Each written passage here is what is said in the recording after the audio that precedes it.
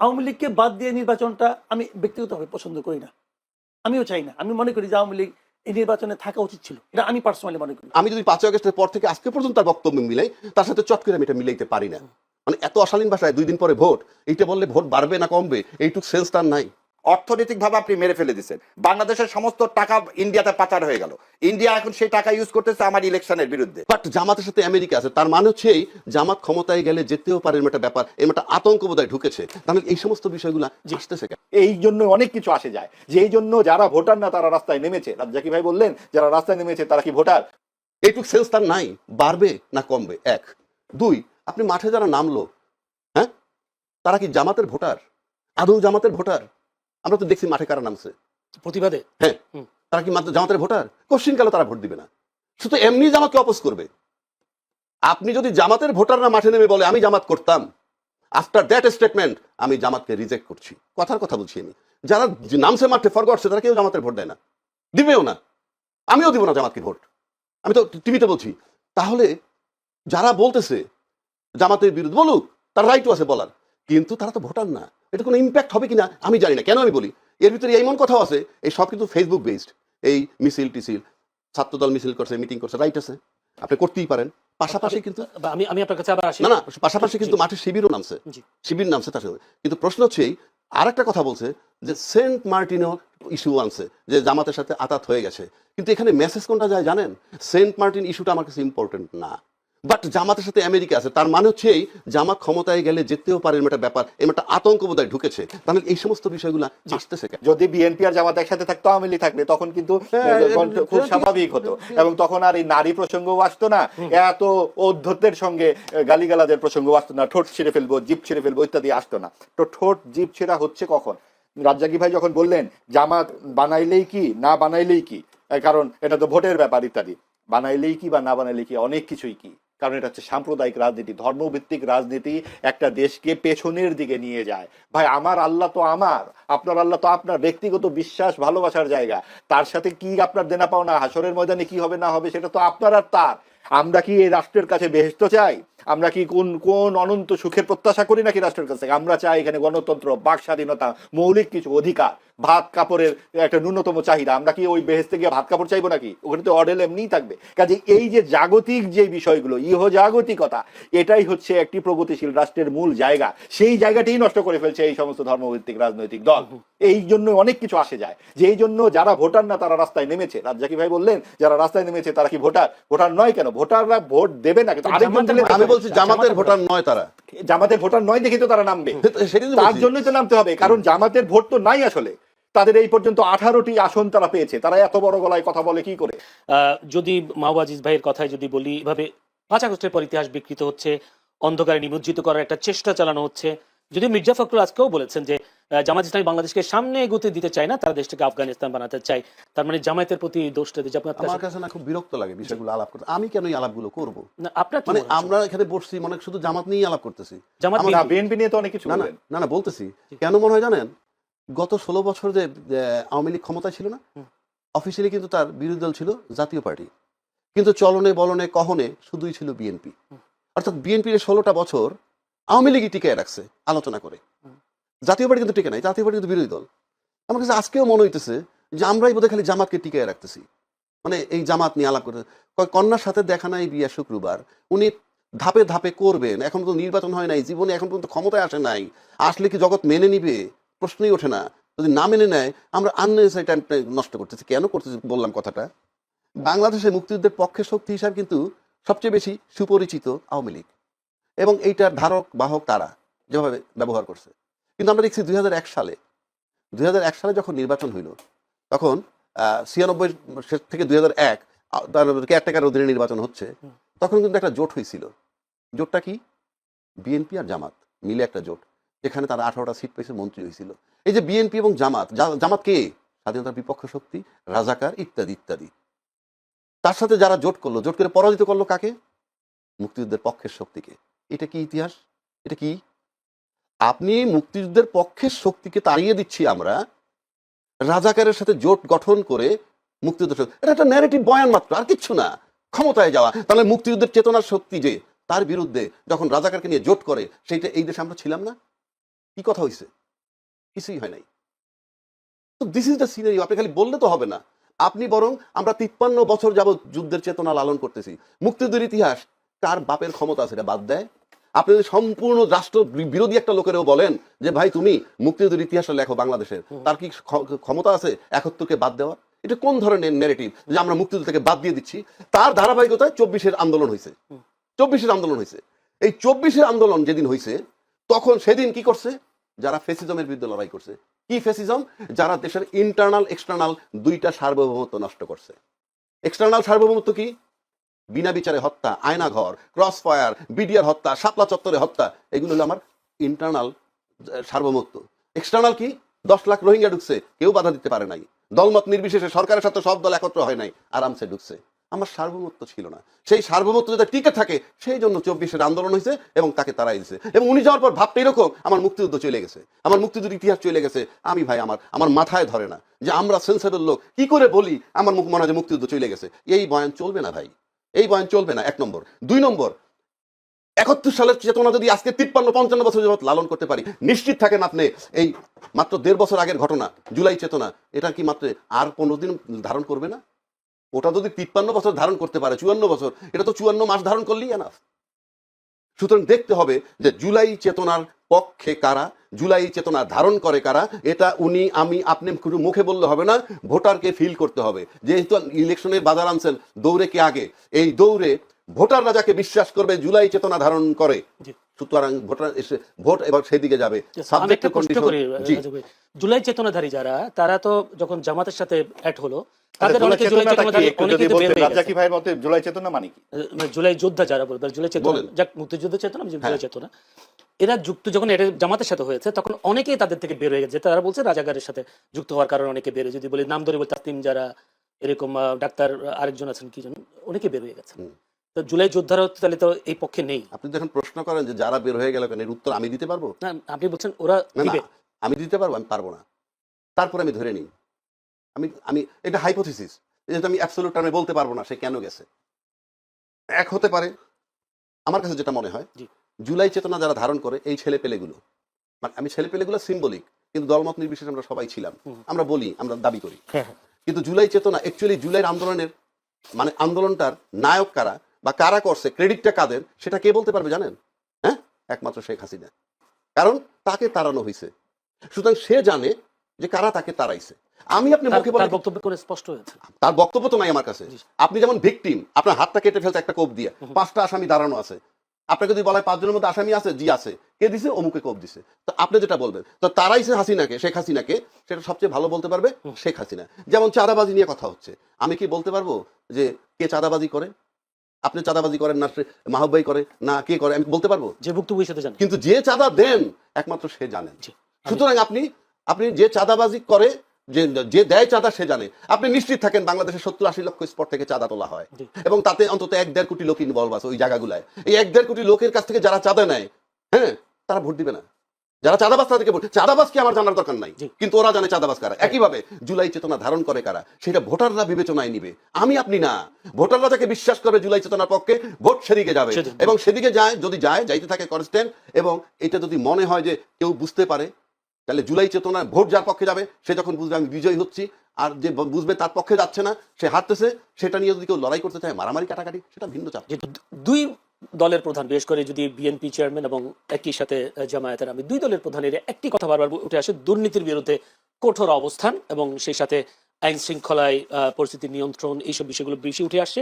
Family card, কৃষি card এবং সেই সাথে জামায়াতের সোশ্যাল স্মার্ট কার্ড, এই বিষয়টাও আসছে জনগণের কাছে, ভোটের কাছে। এই যে প্রতিশ্রুতিগুলো কতটা বাস্তবায়নযোগ্য করতে পারবে বলে মনে হয় যে নতুন বাংলাদেশে 24 পরবর্তী? দেখেন, প্রতিশ্রুতি খুব ভালো জিনিস, মানুষকে লোভ দেখানো হয় আর কি। এখন বাস্তবায়ন কতটুকু করা যাবে এটা আগে ভাগে কিন্তু আমি বলতে পারবো না। এই কারণে যে এক একটা পার্টিতে এক এক ধরনের ক্যারেক্টার। যেমন আমার মনে আছে আওয়ামী লীগ যখন ক্ষমতা আসে, তারা 10 টাকা শেষ ধরে চাল খাওয়াবে দিয়েছিল প্রতিশ্রুতি, নিশ্চয়ই কেউ কেউ বিশ্বাসও করেছিল। কিন্তু যখন তারা এটা খাওয়াতে পারলো না, তখন কি কেউ মানে আপনার চাউলের বস্তা নিয়ে দাঁড়াইছে রাস্তায় যে আপনি কেন খাওয়াতে পারলেন না? কেউ বলে নাই। এটা তেমন বেশি হইচই কিন্তু হয় নাই। এগুলো হয় না কেন? যখন তারা এগুলো দেয় তখনই মানুষ নিজেরা একটা হিসাব করে নেয় যে এগুলি বলার জন্য কিছু আছে, বলার জন্য বলে এমনি বলে, আবার কিছু কিছু আছে তারা সিরিয়াস থাকে। তো তারা প্রায় সিরিয়াস থাকে না, বলে ও বলছে 20 টাকা দিবে, ঠিক আছে আমি 30 টাকা দেবো, যে টাকা আপনাকে দিতেই হবে না সেটা 30 কেন 300 বললে সমস্যাটা কি, বলে দিলাম। এখন এই ধরনের প্রতিশ্রুতি আমাদের এখানে চলে। আসলে একজন মানে সামান্য একজন মনে করেন দেশের নাগরিক হিসাবে, একজন ভোটার হিসাবে আমিও তো সরকারের কাছে কিছু চাই। আমি গেলে আমার কথাটা বলি, আমি এটা বহু জায়গায় বলি, সেটা এখনো বলি। আসলে না, এই দেশের মানুষ গভর্নমেন্টের কাছে তেমন কিছু চায় না, তেমন কিছু চায় না। তারা খালি একটা জিনিস চায়, তারা বলে দেখেন ভাই আমার মাস শেষে বাজারটা আমিই করব, আপনাকে যে আমার বাসায় বাজার দিয়ে আসতে হবে না, আমার জামা কাপড় আমার সংসার আপনাকে চালাইতে হবে না, ওটা আমিই করব, আপনি খালি আমাকে ডিস্টার্ব করেন না, আর কিছু না। কিন্তু আমরা চাই সরকার যেন আমাকে ডিস্টার্ব না করে। আনফর্চুনেটলি সরকার আমাদেরকে ডিস্টার্ব করে। আমি একটা এক্সাম্পল দিয়ে বলি আপনাকে। কারণ বাজার থেকে ধরেন আমি ওখান থেকে আমি জিনিসপত্র কিনলাম, একটা সবজি আমি কিনলাম 80 টাকা কেজি, ঠিক আছে। এই সবজিটা যেখান থেকে আসছে, ধরেন বগুড়া থেকে আসছে, বগুড়া কিন্তু এটা বিক্রি হয় 40 টাকা কেজি। তো তার সঙ্গে যদি আপনি পরিবহন খরচ ধরেন তাহলে দাম হতে পারে 45 টাকা কেজি, বড় জোর 50 টাকা কেজি। এটা 80 টাকা কেজি হচ্ছে কেন? হচ্ছে এই কারণে মাঝখানে কিছু চাঁদাবাজ আছে, তারা ঘাটে ঘাটে চাঁদা তুলতেছে, রাস্তায় চাঁদা উঠাচ্ছে, এখানে এসে চাঁদা তুলতেছে। এই যে চাঁদাবাজ, এদেরকে নিয়ন্ত্রণ করার দায়িত্ব কার? সরকারের। এদেরকে সরকার নিয়ন্ত্রণ করে না। কেন করে না? কারণ চাঁদার ভাগটা ওনারাও পায়। আমরা তো দেখেছি আগের গভর্নমেন্ট চলে যাওয়ার পরে যে আসাদুজ্জামান খান কামাল উনি নাকি এই কারণ বাজার থেকে প্রতিদিন নাকি কি 1.5 কোটি না 2 কোটি টাকা পাইতেন। তার মানে কি উনি চাঁদার ভাগ পাইতেন 1.5 কোটি টাকা, ওনাকে দিত, দেওয়ার পর তো ওরা তুলতো আরো বেশি, ওরা নিজেরা ভাগাভাগি করে নিত। তাহলে ফিগারটা যে কোথায় দাঁড়ায়? কারণ বাজারে, কিন্তু এন্ড পয়েন্টে যেখান থেকে গ্রাহকরা কিনবে এখানে এই অবস্থা। সারা রাস্তায় কি হতো? তো এই পুরা জায়গাটা কে চাইলে নিয়ন্ত্রণ করতে পারে? সরকার চাইলে পারে। আমি সরকারকে গেলে এটি বলতে চাই যে আমাকে আপনি 40 টাকা সবজি 80 টাকায় কিনতে বাধ্য করেন না। আপনি করতেছেন, আপনি কিভাবে করতেছেন? আপনি কোনো কিছু না করে করতেছেন, মানে আপনি এই দুর্বৃত্তদেরকে থামাচ্ছেন না, আপনি দুর্বৃত্তদেরকে তাদের অপরাধ কর্ম করতে দেওয়ার মাধ্যমে আপনি আমাকে ডিস্টার্ব করতেছেন, যে কারণে আমাকে 40 টাকা জিনিস 80 টাকায় কিনতে হচ্ছে। আমি একটা প্রশ্ন এই কাজটা করেন। জি, জামায়াত যে চাঁদাবাজ মুক্ত বাংলাদেশ করবার যে প্রতিশ্রুতি দিচ্ছে, এটা কি কতটা সম্ভব? শুনেন, এটা প্রতিশ্রুতি দেওয়া লাগবে না, এটা সম্ভব। এটা যে কোনো সরকারের পক্ষে সম্ভব, যদি তারা এটা মিন করে, যদি তারা বলে যে আমি আসলে এটা করতে চাই, সম্ভব। জিএম কাদের আজকে বলেছেন আওয়ামী লীগ ছাড়া নির্বাচন গ্রহণযোগ্য হবে না, এই কথাটা তিনি বলছেন। কিন্তু জাতীয় পার্টি বিভিন্ন জায়গায় মনোনয়ন তিনি জমা দিয়েছেন, তারা নির্বাচন করছেন। তাহলে গ্রহণযোগ্য নির্বাচনই যখন হবে, তারা কেন নির্বাচনে অংশগ্রহণ করছে? এক, দ্বিতীয় কথা হলো তারা এই নির্বাচনে কতটা আসন পাবে, যেহেতু আওয়ামী লীগ ভোটে অংশ নিচ্ছে না, সেই ভোটগুলো কি জাতীয় পার্টির পাল্লা ভারী করবে কিনা? জাতীয় পার্টি নির্বাচন করতেছে এবং জাতীয় পার্টির বিরুদ্ধে নির্বাচন করতে না দেওয়ার জন্য নির্বাচনের আগে অনেকগুলো দল বেশ সক্রিয় ছিল। তার মধ্যে গণ অধিকার পরিষদ ছিল, জামাত ইসলামও ছিল। তারা বারবার বলেছে জাতীয় পার্টিকে যেন নির্বাচন করতে না দেওয়া হয়। জাতীয় পার্টি নির্বাচন করতেছে, কিন্তু তারা খুব বেশি একটা যে আলোচনায় আছে, বড় বড় মিটিং করছে, সেরকম আমি অতটা দেখছি না, তাদের গণসংযোগ অত বেশি দেখছি না। তার মধ্যে জাতীয় পার্টির জিএম কাদের কিছু কিছু কথাবার্তা বলতেছেন। তার দুটো কথা বেশ আমার কাছে মনে হলো যে আলোচনার মতো। প্রথম উনি বললেন যে উনি না ভোটের পক্ষে কথা বলছেন, আমরা না ভোট দিব। না ভোটের পক্ষে সরাসরি বলার মতো লোক আমি এই প্রথম একজন লিডারকে ওনাকে দেখলাম। অনেকেই বলছেন বিএনপির পক্ষ থেকেও বলছে অনেকে না ভোট, সরাসরি তা বলেন। জয়নুল আবেদিন ফারুকের একটা তথ্য দেখলাম, সেটা আমি সেটা দেখি। হাফিজও বলছেন, হ্যাঁ মেজর হাফিজউদ্দিনও বলছেন না ভোট কেন, গণভোট কেন। না ভোটের জন্য প্রচারণার কথাটা আমি অনেকে চুপচাপ বলছেন, আরেক ধারে বলছেন আমি কেন বলবো, আপনাদের সিদ্ধান্ত, এগুলি বলছেন। মির্জা আব্বাসকে দেখলাম বলতেছেন আপনাদের যেটা ইচ্ছুটা দিবেন আমাকে। তো উনি না ভোটের কথা সরাসরি উচ্চারণ করছেন এবং দলীয় প্রধান হিসেবে এটা একটা বড় ব্যাপার। আজকে আবার বলতেছেন যে আওয়ামী লীগ ছাড়া নির্বাচন বৈধ হবে না।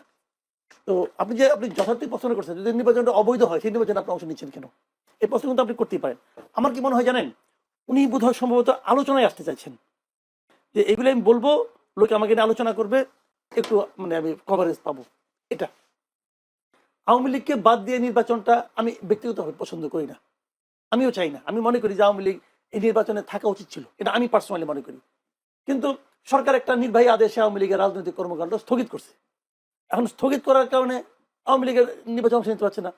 এই যে সরকারি নির্বাহী আদেশে স্থগিত করছে, এটাও আমি পছন্দ করি না। আমি মনে করি সরকার এই কাজটা অন্যায় করেছে, ভুল না কিন্তু অন্যায় করেছে। আওয়ামী লীগকে যদি আপনি বাদ দিতে চান, আওয়ামী লীগের বিরুদ্ধে মামলা করেছে, মামলাটা তাড়াতাড়ি শেষ করেন। মামলার কাজটা মামলা তো ভালোভাবে শুরুও হয়নি একদিনও। এখন একদিনের শুরুটা হলে আপনি তো নির্ভয়া দেশে কোনো পলিটিক্যাল পার্টির কার্যক্রম স্থগিত করা বা পলিটিক্যাল পার্টিকে নিষিদ্ধ করা, এটা আমি মনে করি এটা কালো আইন, যেটা জামাতকে করা হয়েছিল অগাস্টের 3 তারিখে 24-এর। ঠিক হয়নি কাজটা, আমি ওই দিনই বলছি, কিন্তু ওই দিনই আমি বলছিলাম এটা ঠিক হচ্ছে না। এমনকি আমি বলি আমি কোনো রাজনৈতিক দল নিষিদ্ধের পক্ষে না, হিজবুত তাহরিরকে নিষিদ্ধ করছে আমি এটার পক্ষে না। এখন পক্ষে না তার মানে কি আমি হিজবুত তাহরির করবো না, আমি আইন অমান্য করতে চাচ্ছি না। এখন আমি এটার পক্ষে না, পছন্দ করি না, সমালোচনা করি, সবই ঠিক আছে, কিন্তু যখন আওয়ামী লীগকে নিষিদ্ধ স্থগিত করছে তখন তো আওয়ামী লীগ আর করতে পারছে না। এই জন্য আমি হাহুদাস করতে পারি, কিন্তু আমি আইন ভাঙতে পারবো না। আমার কথা হলো এটাই যে আইন পারলে আইন চেঞ্জ করবো, আইন চেঞ্জ করে আন্দোলন করবো, কিন্তু আইন তো অমান্য করতে। এখন উনি যদি মনে করেন যে এই নির্বাচনটা অবৈধ, তাহলে তো আমি মনে করি নৈতিকভাবে ওরা নির্বাচন করা উচিত না। কিন্তু অবৈধ নির্বাচনে অংশ নিচ্ছেন কেন? উনি বলতে পারেন যে এটাকে বৈধ করার জন্য আমি আগে আন্দোলন করি, আন্দোলন করে বৈধ বানিয়ে তারপরে আমি আসি, সে সাহস কি সমস্যা তো আছে নাই। কিনা? না, আমার এই জন্যই আমার মনে হয় কি এগুলো উনি বলছেন আসলে আলোচনায় আসার জন্য। আচ্ছা, উনি আমি চাচ্ছেন যে বুঝতে ওনাকে পেরেছি আলোচনা হোক। পরিষ্কার। আমরা একটা প্রশ্ন যেটা যেমন আমি বলি এটা একটা কথা, যদি এই আলোচনা এই কথা না বলতেন তাহলে কি এই আলোচনা আপনি প্রশ্ন আমার করতেন? আপনি জি করতেন না তো। একটা প্রশ্ন করি, সেটা হচ্ছে জোরালো অবস্থান দেখছি না গণভোটে, বিশেষ করে বিএনপির পক্ষ থেকে। আপনি নিজেও বলেছেন কেউ কেউ না পক্ষেও কাজ করছেন, কিন্তু যদি না কোনো কারণে বিজয়ী হয় দেশে আওয়ামী লীগ ফিরে আসছে কিনা, আওয়ামী লীগ যদি ফিরে আসে তাহলে দেশের অবস্থা কি হবে, বা যারা এতদিন হায়ের পক্ষে ছিল তাদের শুনেন, অবস্থা কি হতে পারে? না বিজয়ী হওয়ার সঙ্গে আওয়ামী লীগে ফিরে আসার কোনো সম্পর্ক নেই। না আওয়ামী লীগ যে কোথাও ফিরে আসতে পারে, আওয়ামী লীগ তার শক্তি থেকে আসবে, এটা পলিটিক্যাল পার্টি। তো এই দেশে তো আওয়ামী লীগের প্রচুর লোক বিভিন্ন জায়গায় আছে, এখনো আছে। একসময় মারা গেছে যে লোকগুলো আওয়ামী লীগে ভোট দেয়, যে লোকগুলিকে আওয়ামী লীগকে ভালোবাসে, যে লোকগুলিকে বঙ্গবন্ধুকে ভালোবাসে, এই লোকগুলি কি সব করবো নাকি যে উড়ে গেছে বাতাসে? উড়ে তো জানা, তারা এই দেশে আছে। তো তারা তাদের মতোই আছে, এবং তাদের সংখ্যা একদম কম না, অনেক। তাদের সংখ্যা অনেক, তাদের সংখ্যা যে অনেক, এটা তো বিএনপি এবং জামাতের কথাবার্তা শুনলেই বোঝা যায়। তারা তো এই অনেকদেরকে তাদের কাছে কিছু আনতে চায়, কাজেই তারা যে কোনো সময় ফিরে আসতে পারে। অনুকূল পরিবেশ হলেই তারা ফিরে আসবে। এখন অনুকূল পরিবেশ আমি যেটা মনে করি, আমি এই মুহূর্তে আমার যেটা অপিনিয়ন আর কি, পার্সোনাল অপিনিয়ন, আমার বিবেচনায় আওয়ামী লীগের সবচেয়ে বড় সমস্যা হলো এখন শেখ হাসিনা নিজে। উনি যতদিন থাকবেন ততদিন আওয়ামী লীগ বিকল্প নেতৃত্বের কথা ভাবতে পারবে না। এবং আওয়ামী লীগের এই যে একটা সুবিধাভোগী গ্রুপ, যে গ্রুপগুলি বিদেশ চলে গেছে, বেসিক্যালি আওয়ামী লীগের বিভিন্ন পদে ছিল, মন্ত্রী ছিল, আওয়ামী লীগের সুবিধাভোগী যারা আছে, তাদের হাতে তো বিপুল পরিমাণ টাকা, দেশের সম্পদ তো প্রায় বলতে গেলে পুরোটাই তারা লুটে নিয়ে চলে গেছে। তো ওই টাকাগুলি তো আছে তাদের কাছে, তারা এখান থেকে কিছু কিছু টাকা ছাড়বে, এখানে একটা ডিস্টার্ব করবে, এখানে একটা ঝামেলা করবে, করতে পারবে। 23 জানুয়ারি সেই বক্তব্য তো দিয়েছেন শেখ হাসিনা, অডিও বক্তব্য বলেছেন নির্বাচনকে বন্ডুল করবার জন্য, নির্বাচনকে বিঘ্ন করবার ভাই, জন্য। ওই বক্তব্য আমার কাছে কোনো গ্রহণযোগ্যতা, ওই বক্তব্য পাত্তা দেয় না। জি, ওই বক্তব্য দিয়ে যদি থাকতে পারতো তাহলে তো 2024-এর 5 আগস্টই পারতো, হলো না কেন? কিন্তু আজকে পররাষ্ট্র মন্ত্রণালয় থেকে একটা বিবৃতি দেওয়া হয়েছে বিষয়টা। এইটা পররাষ্ট্র মন্ত্রণালয় বলতেছে, ওদের বলতে দেন, এইটাও আমার একটা ফালতু কাজ মনে হয়। বলুক না রে ভাই, বলতে দিবেন না কেন? আপনি আপনি বলতে দেওয়া না, পররাষ্ট্র মন্ত্রণালয় বিবৃতি দিতে হবে, এই বিবৃতি দিয়ে থামাতে পারবে। বরঞ্চ এই বিবৃতি দেওয়ার মাধ্যমে প্রমাণ করা হয় যে তারা এই বক্তব্যতে ভয় পাইছে। সো ভারতীয় আধিপত্যবাদ আমরা কি কি দেখতে পাই না, আমার সমস্ত নদী উত্তরবঙ্গে আমি যাই না ভাইয়ের বাড়ি, তো আমার বাড়ির সামনে তাকে নৌকা দিত, আমরা ছোটবেলায় দেখছি। এখন সেখানে হেঁটেও কোনো পানি পাওয়া যাবে না। সো দেশটাকে ড্রাইড আপ করে দিচ্ছেন, অর্থনৈতিকভাবে আপনি মেরে ফেলে দিচ্ছেন। বাংলাদেশের সমস্ত টাকা ইন্ডিয়াতে পাচার হয়ে গেল, ইন্ডিয়া এখন সেই টাকা ইউজ করতেছে আমার ইলেকশনের বিরুদ্ধে। এগুলো আমরা কেউ দেখতে পাচ্ছি না। আমার দেশে আমার হাতিকে খুন করে ইন্ডিয়াতে কি দিলেন আপনি, তাকে কি দিলেন? এখন এই কথাটা বললে তো ভাই রাগ করবে। যদি ভাইটাকে বললেন যে মার্ডার করছে তার বিচার হওয়া উচিত, আপনি খুনিকে আশ্রয় দিলেন কেন? শেখ হাসিনা জাতিসংঘের রিপোর্ট অনুযায়ী আমাদের সব বাদ দিলাম, জাতিসংঘের রিপোর্ট নিয়ে তার কেউ কোনো বিতর্ক করতেছে না। ভাইও তো বলে সে যে কাজ করতে হত্যা করছে, সে একটা হত্যাকারীকে আপনি ভারত আশ্রয় দিলেন, তাহলে আপনি বাংলাদেশের কতখানি ভালো চান? পাকিস্তানের ক্রিকেটের কথা বললেন, পাকিস্তান বয়কট করেনি ইন্ডিয়াকে আগে, আমি পাকিস্তান কি করছে দ্যাট ইজ হিজ ম্যাটার। আমি একটা ইন্টারন্যাশনাল ডোমেস্টিক খেলা খেলতে যাব, সেই ডোমেস্টিক খেলাতে আপনি আমাকে মুসলমান হিসাবে তারা দিচ্ছেন, বাংলাদেশটা কোন হিন্দুকে কোথায় তারা দিচ্ছে? আমরা সম্প্রীতির দেশ বলতেছেন, আমরা কোনদিন অসাম্প্রদায়িক ছিলাম? আমরা কোনদিন অসাম্প্রদায়িক ছিলাম? আপনি যে 70 সালে এলএফও করলেন, আওয়ামী লীগ তার ম্যানুফেস্টোতে দিলেন কি ইসলাম বিরোধী কোনো কিছু করবে না, তখন কোনো সমাজতন্ত্র ধর্মনিরপেক্ষতা কোথায় ছিল? 70 সালে ভোট করলেন কার ভিত্তিতে? মানুষকে আপনাকে ম্যান্ডেট দিচ্ছে এগুলো করার? আপনি 72 সালে যে সংবিধান করলেন, এই ওই জন্য বললাম যে একদিন মুক্তিযুদ্ধ এবং সংবিধান নিয়ে আসে, যেদিন যে আমি দেখায় দিব যে কোন কোন দিন হইতে। শুনেন, আমরা আমাকে এটা শেষ করতে দাও, আপনারা সবাই বলতে পারেনি তো ভাই, আপনারা সবাই একবার আমি